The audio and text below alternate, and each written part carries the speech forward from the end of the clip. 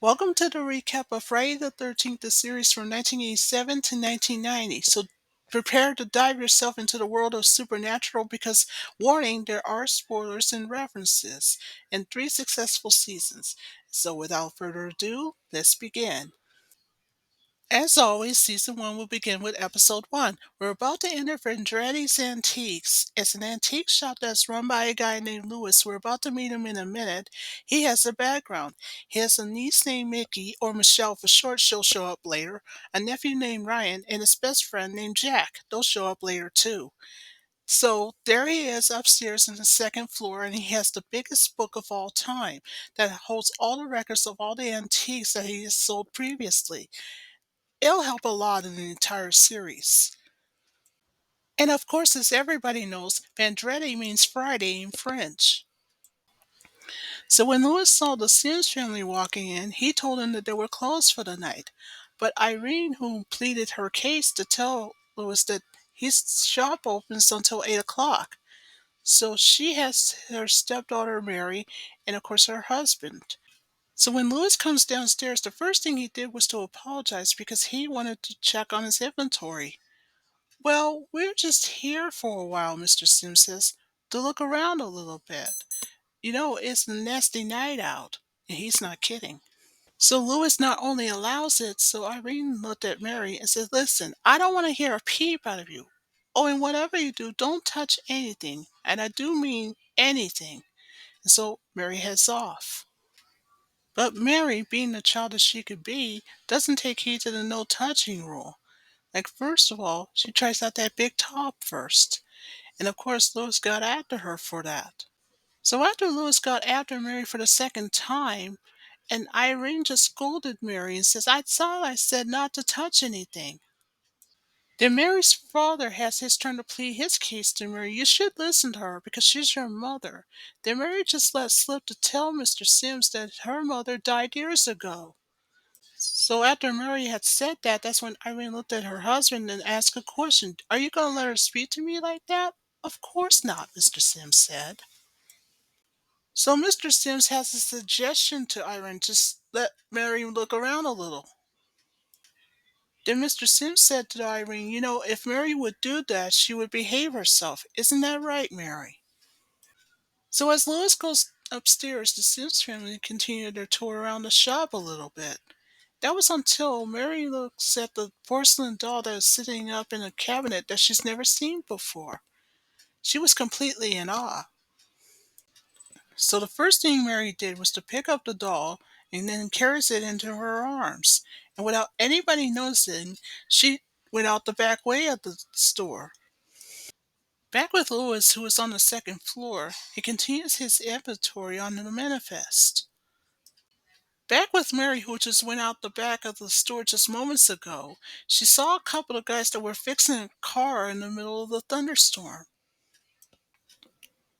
Anyway, back with Mary, who still has a doll in her arms, the first thing she did was to pull the string from the back. And by surprise, what the doll did is that she introduced herself to Mary. Now, Mary was amazed to see that the doll can talk and a lot more, and of course, the doll wasn't kidding when it told her that she and the doll would be friends. Then suddenly, the two men that were fixing the car approached Mary, and one of them asked Mary where her parents were. Then the young man told Mary how dangerous it is to be by herself and that she shouldn't be outside and etc.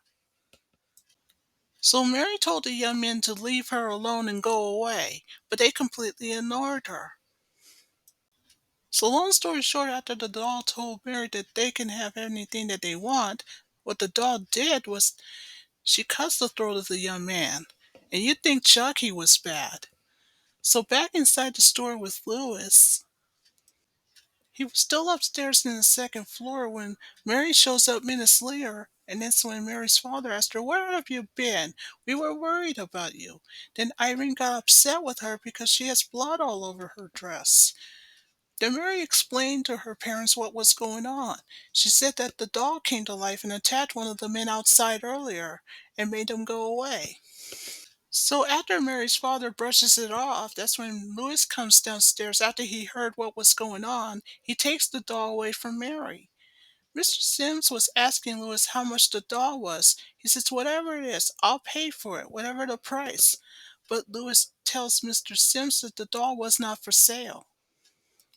So instead of Mr. Sims buying the doll, Lewis insisted that everyone has to leave.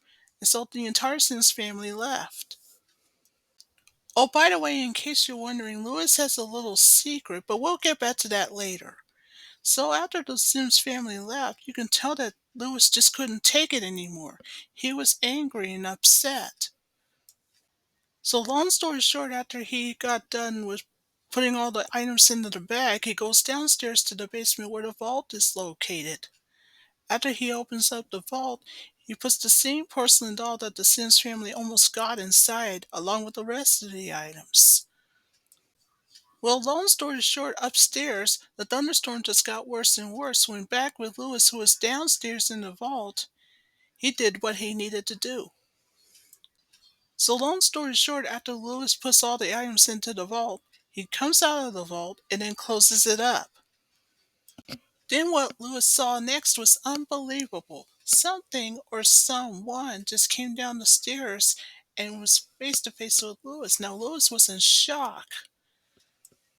So when Lewis ran off, he ran to the elevator. Next thing you know, everything in the basement started coming to life. The piano, the radio, the typewriter, even the thermometer itself. Next, for some unknown reason, the vault opened up. And the next thing you know, all of the items that were cursed for some reason, of course that will be explained later, started levitating all around Lewis.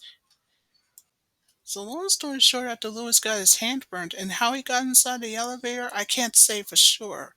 But one thing is clear, something underneath him caused him to fall. Now whether it's murder or suicide, I can't say for sure. But that's what led to Lewis's demise.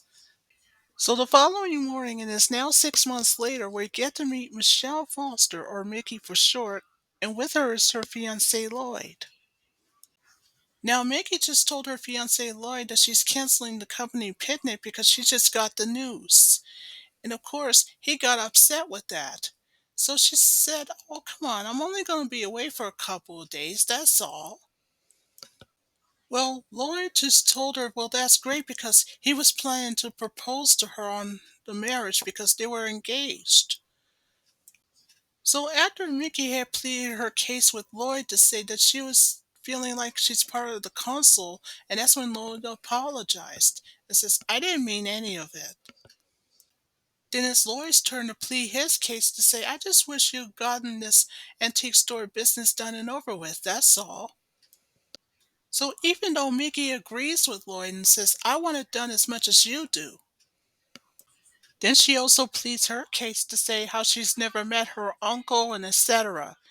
and why he all of a sudden wanted to leave the antique store to her. And of course, also her cousin, who she's supposed to be sharing with. And of course, Lloyd agrees with her.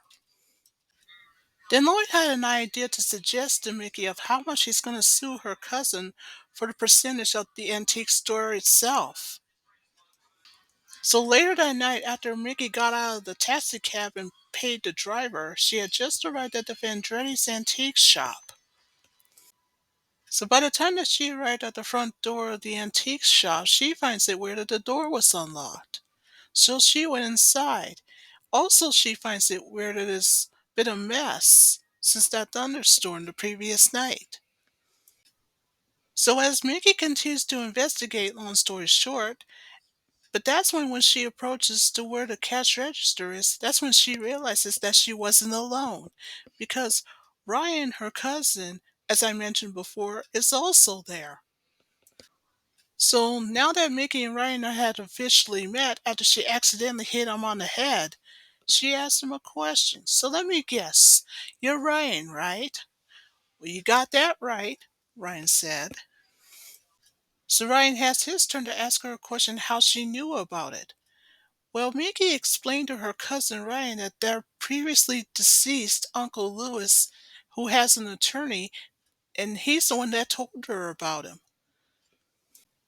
So she went ahead and introduced herself, and then she says she's related to Ryan and etc. At first, Ryan had no idea, and so he apologized to her because he said, I thought you were a guy, as in Michael. The reason? Well, Ryan explains that there's a mix up in a telegram. Now, as crazy as it may seem, Ryan has a suggestion for his cousin. He says, well, okay, no problem. We'll just fix this place up, get us new, and we'll be in business. It'll be great. Well, Mickey, however, found out that the electricity isn't on.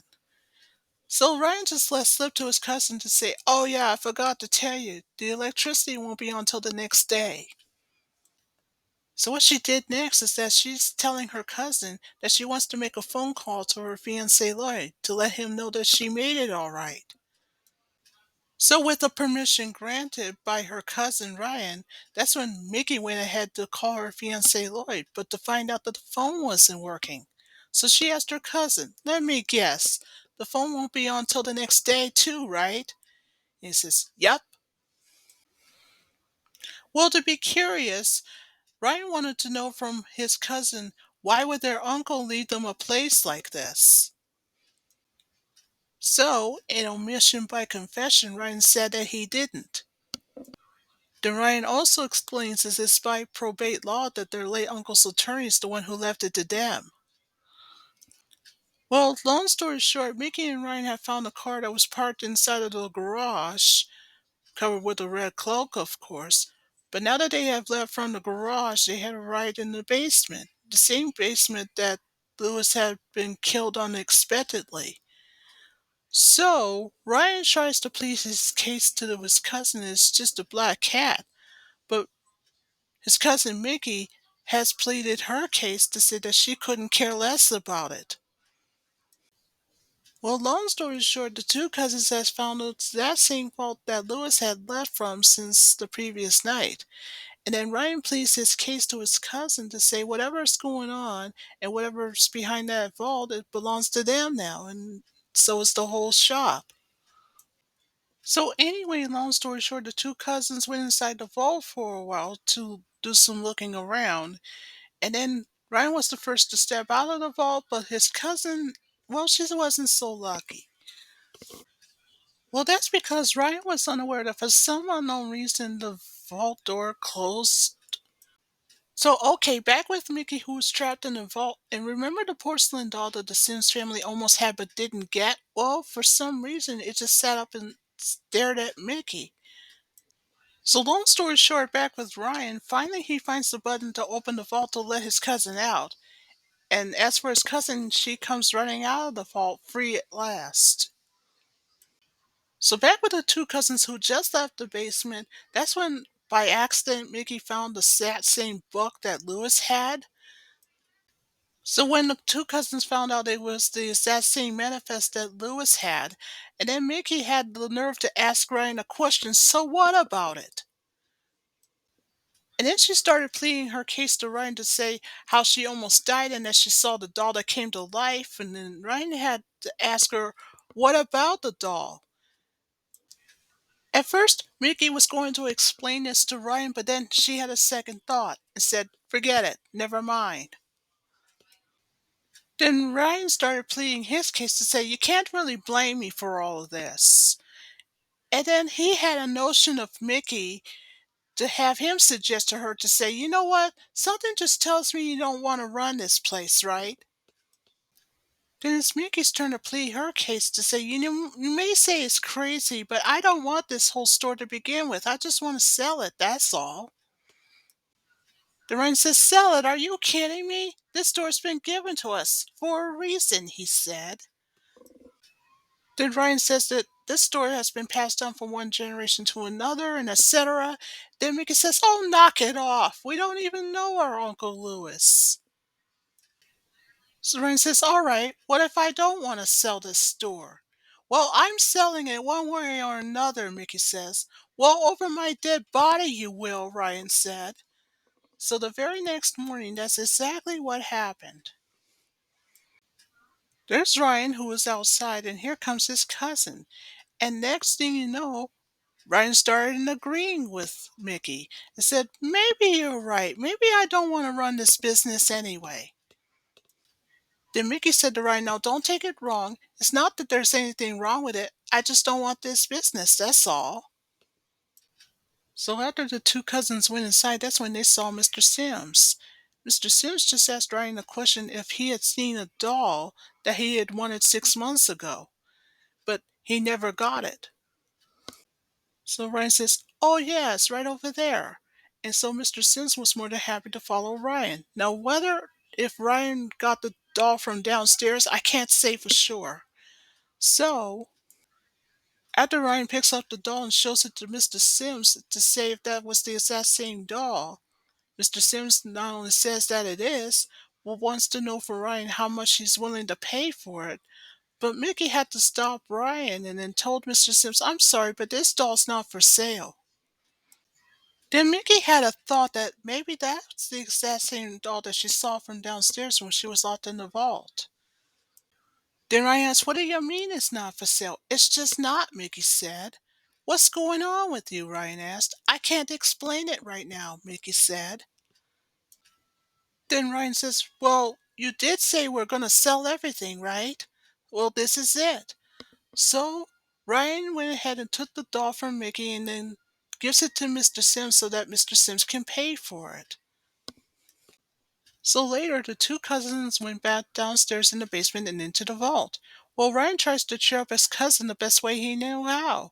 He says, oh, cheer up. As soon as we get everything sold and out of here, you'll be back in time for the picnic with your fiancée, he said.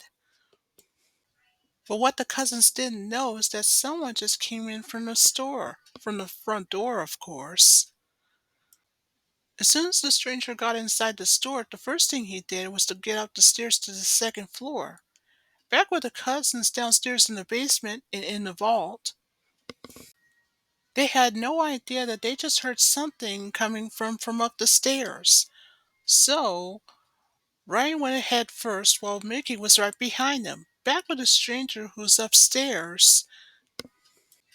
Now, what he was looking for, I can't say for sure. Back with the cousins, after they just left from the basement, and long story short, they discovered that the front door of the store was opened and that someone was already inside. So, back with the stranger who came back downstairs, he said, hold it right there. Drop your weapon. And Ryan did. And as you can see, both of the cousins are now face to face with a stranger armed with a sword. So the stranger says, identify yourselves. You go first, Ryan said to the stranger. Oh, by the way, the stranger's wearing a cloak with a hood, so when the stranger puts his cloak down, he identified himself as Jack Marshak. Told you we'd get back to him later. Then he said that he's the one who supplies antiques. Well, you picked a strange way to deliver something, Mickey said. I'm not here to deliver, Jack said. And then he says he's picking up something. Then Jack also said that when it comes to selective memory of items, Lewis is the one to do it, and etc.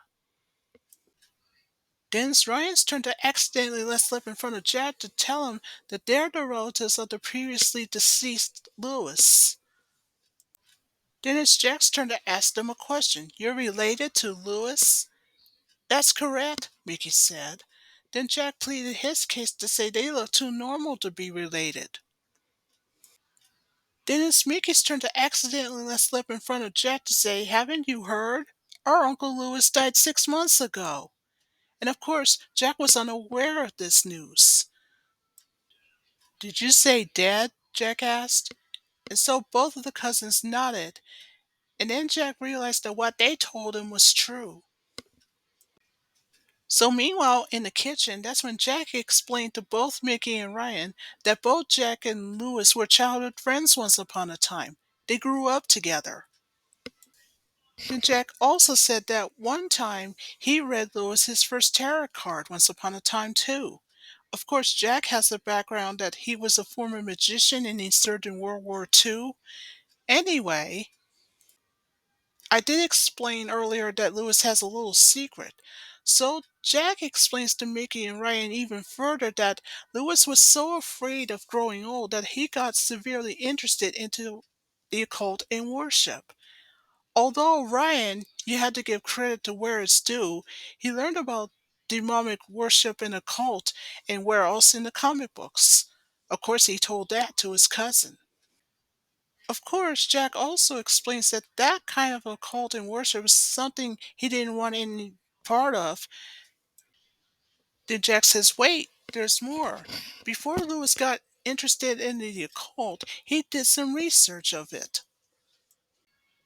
But that's not all. Jack also explains that the reason why he made this demonic pact to begin with is to sell all the antiques that were cursed. So that explains why Lewis got into the antique business to begin with.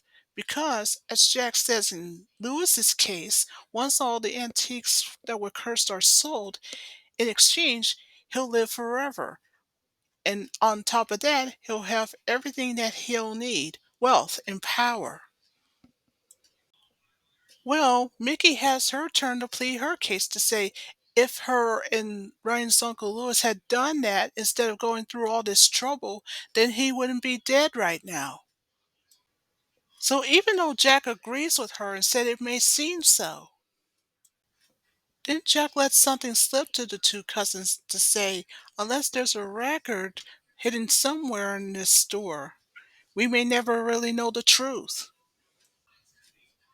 of where those antiques were and who they were sold to.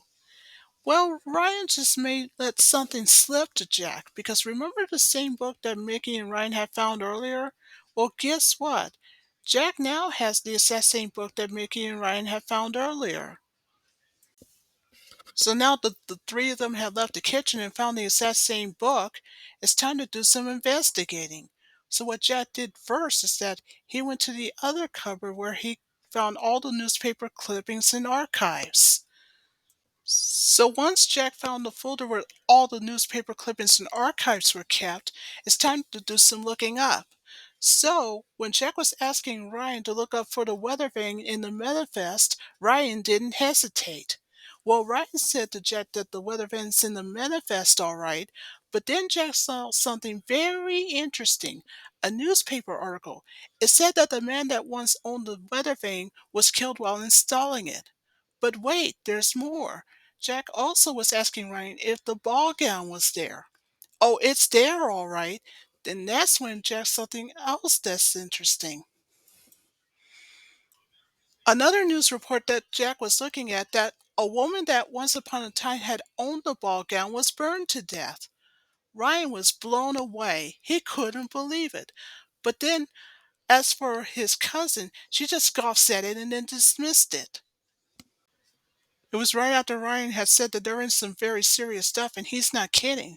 Then Mickey pleads her case to say if only her and Ryan's Uncle Lewis hadn't made this pact to begin with because she says it was ridiculous and etc., then perhaps he would have been alive. Then Jack has his turn to plead his case to let slip to the two cousins to say unless Lewis has his reasons to get out of that pact. And they were like, what? So Jack also let slip to tell them why. He said there is a rule, of course, that if you break the pact with the devil, you pay the price. So, as Jack said that in Lewis's case, that's exactly what happened. And as for the antiques that were sold previously, unfortunately, they were cursed forever. So Mickey has her turn to ask a question if that would include the antiques that were sold previously already. Well, Jack said, sad to say that yes, them too. Then, by surprising omission by confession, Mickey suddenly remembered the porcelain doll that she saw earlier downstairs that afternoon, the same doll that was sold to Mr. Sims, and how it came to life and it was sitting up and staring at her. Mickey also explains that she knew at that moment that she knew that something was off. Meanwhile, at Mary's house, remember the exact same doll that Mr. Sims had gotten from the store earlier? Well, he bought it for Mary. He should have gotten that doll 6 months ago, but he didn't because, as you recall, before Louis had unexpectedly died, he sent the family away. So now that Mary's got the doll, that's when her father says, listen, this is going to be our little secret. So after Mary gives her father a hug, she heads upstairs. So her father also told her, "Oh, by the way, we can't tell your mother about this." So after Mary's father heads off downstairs, back with Mary, who's upstairs with the doll, she wanted to get the doll to talk again, just like she did just 6 months before. And just like that, the doll said to Mary, "You can have anything you want if you want me to." And that's when Mary heard the voice of her stepmother asking what was Mary's bicycle doing in the driveway in the front of the garage. So Mary was asking the doll, "What are we going to do about it?" And that's when the doll says, "Don't worry, we can do whatever we want." So in the hallway, that's when Irene started pleading her case with Mr. Sims to say how a child shouldn't deserve to have a present and etc. She also pleaded her case that when they first got married, well, lately all Mr. Sims has been doing is indulging Mary, spoiling her rotten to the core, if you will. Then Mr. Sims has his turn to plead his case to say it's already bad enough for Mary to lose her real mother, so all I can do is just make up for it. Well, Irene has her turn to plead her case to say a child wouldn't get a present unless she earns it first. Then Mr. Sims has his turn to plead his case to say if it takes the doll away, it'll break Mary's heart completely. So Irene has a suggestion to Mr. Sims to say, "Don't worry about it, let me handle it." But neither of them were aware that listening to the conversation was Mary, who's still upstairs on the second floor. So meanwhile, back at the antique store, good news for Mickey, she found a receipt for Mr. Simpson when he paid for the doll earlier that afternoon. Of course, she told that to her cousin Ryan. And there's something else that's even better. There's an address there. So Mickey and Ryan had to go to Mary's house. And that's when they ran into Jack, who told them that he has a friend of his who's a medium. And so he has to go visit him. So Jack suggested that maybe a friend of his could tell him some good news. And before heading off, he told Mickey and Ryan, it's not too late for you to change your mind. Of course, they now realized that they had no choice but to go along with this mission. So Mickey told Jack this solemn vow that she and Ryan will not rest until all those antiques that were sold are being returned, whether they're cursed or not, even though Mickey says in her case she doesn't agree with it. Meanwhile, back at Mary's house in her upstairs bedroom, Mary does what any child would do, having a tea party with her toys. Well, long story short, after that doll and Mary had that little pleasant conversation, that's when Irene catches her in the act to tell her, "You know what? I don't like your behavior and the way you speak to me. It was unacceptable," she says. So as a result, Irene does what any person would do, takes the doll away from Mary and said, "You can have it back in a week unless you learn how to keep your promises." Well, back with Mickey and Ryan, they're now in the car that they found earlier in the garage and they're on their way to Mary's house. Now, as an omission, that's when Mickey told Ryan that she's not so sure on what she's doing. Well, back at Mary's house, this time in the hallway, that's when after Mary was caught in the act again by Irene, and that's when Irene confronted her and demanded to give her the doll, but Mary refused. I'm not sure how the roller skate got out, but something happened that caused Irene to slip on the roller skate. So after Irene slipped on the roller skate, she fell down the stairs. So long story short, the ambulance had arrived at Mary's house and so were Mickey and Ryan. And they just saw Mary sitting on the driveway. So even though Irene didn't exactly die, at least not yet, she was taken to the hospital.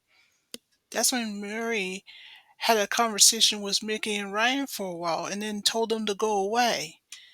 So after that, Mary joins her father in the ambulance where they're taken to the hospital. So back with Irene, who was in the hospital's ICU, and with her was Mr. Sims and Mary. So Irene, who had no idea what was going on and what she's doing in the hospital, but she couldn't move anywhere. So Mr. Sims told Irene, "Don't move. I'll go get the doctor. I'll be right back. So he left the hospital room. Well, Irene's not alone because Mary is with her and so was the doll. So speaking of which, long story short, back with them, guess what the doll did? As both the doll and Mary approached closer and closer to Irene. So what the doll did, I'm guessing she must have strangled Irene to death or smothered her to death. Whatever the case, I can't say for sure. But this time, when the job was finished, Irene is now dead. This time for real. So the very next morning, Mickey and Ryan had arrived at the hospital to talk to the nurse and ask if they would see Irene. But there's a problem. The nurse just told Mickey and Ryan the bad news that Irene had been suffocated to death in the hospital room. Meanwhile, at Mary's house, here you see Mr. Sims talking to his neighbor. He thanked her for coming over for such short notice since he's now going to a funeral. His neighbor said, "Well, don't worry about it. That's what neighbors are for." Well, he even made an omission with the neighbor to say it's not himself that he's worried about. He's worried about Mary's welfare. She already lost her real mother and now her stepmother all at once. So the neighbor says, "You go ahead to the funeral. I'll take care of Mary." Mr. Sims agrees and then he heads off. So after that, the neighbor went ahead inside the house. And then, long story short, back with Mary, she decided to play Mary Had a Little Lamb on a record player. The long story short, after the neighbor agrees to give Mary some cookies, but she's getting worried, and then she suggests that Mary should take a nap, but Mary refused. But when Mary told her to go away, that's when the neighbor refused. So long story short, the doll did the same thing as it did to Irene at the hospital, uses its power so that the 45 records can attack the neighbor. Back with Mickey and Ryan, they had arrived at Mary's house just like they did the night before. Only this time, they heard that the neighbor was inside being attacked. So back with Mary, long story short, after she and the doll thought they had finished the job, they went out to the backyard. Back with Mickey and Ryan, they went inside the house to find the neighbor. Don't worry, she's fine. So Mickey went out to the backyard. So as Ryan stays behind to call the ambulance, back with Mickey, she went out to the backyard and she confronted with Mary to give up the doll, but Mary refused. So despite a minor setback, and long story short, Mary was on a merry-go-round with the doll. When Mickey approached her, she tries again to persuade Mary and convince her otherwise to just hand the doll over to Mickey, or else, as Mickey says in her case, someone else should get hurt, mainly Mary. When Mary again chose to ignore Mickey's pleas, that's when the merry-go-round continues to go faster and faster, and as it happens, Mickey climbs on top of it. Well, back with Ryan, as he finishes his call to the ambulance, he rushed to the backyard. And when he saw that his cousin's in trouble, he does what any person would do, tried to rescue her. So one of the first things that Ryan did was that he climbed on the merry-go-round the same way as Mary and his cousin did, as the merry-go-round continues to go round and round and round, until finally at last, when Ryan and Mary tries to struggle with the doll, of course, that was until finally Ryan takes the doll away from Mary. And once that happens, the merry-go-round slows down to a stop.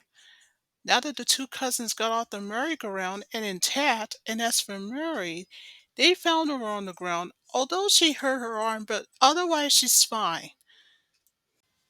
So meanwhile, back downstairs in the basement of the antique shop, now that Jack had come back from a visit from his medium friend, as for the two cousins, they wanted to make sure that now that the doll's back in the vault where it belongs, where it's supposed to be, nobody's going to ever use that doll again. Unfortunately for Jack, the cousins got some bad news. He said that a friend of his just told Jack to tell them that once those objects are cursed forever, they'll never be destroyed except to lock them up for good, where nobody could ever use them again. And that's the same case for the doll. Now, as for Mary's welfare, Ryan was asked by his cousin what they should do about her. Well, Ryan says that in Mary's case, she's going to do 20 years in the psych ward due to the fact that Mary's going to have a traumatic attack. Well, back upstairs, the good news now that the phones are working, Mickey gets to contact her fiance Lloyd to let him know that also the good news, she's made it okay. But unfortunately, there's bad news. The wedding will be put on hold for a while. And so that led to the result of her fiance hanging up on her. So after that phone call, that's when Ryan made a suggestion to his cousin that maybe the shop's name should be changed. So before his cousin can answer Ryan's question of what she thought of it, Jack later comes downstairs and then he agrees with Ryan's suggestion that maybe the name Curious Goods would be just the thing it needs.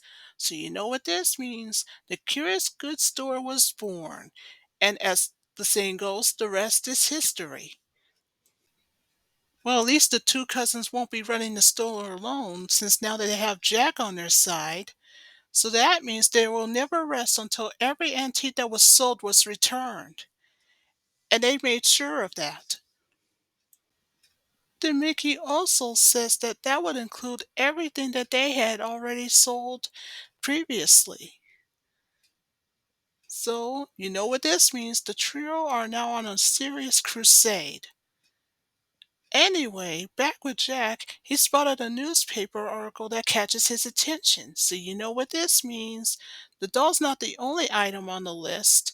That means that, as the saying goes, this is only the beginning. And so that ends episode 1.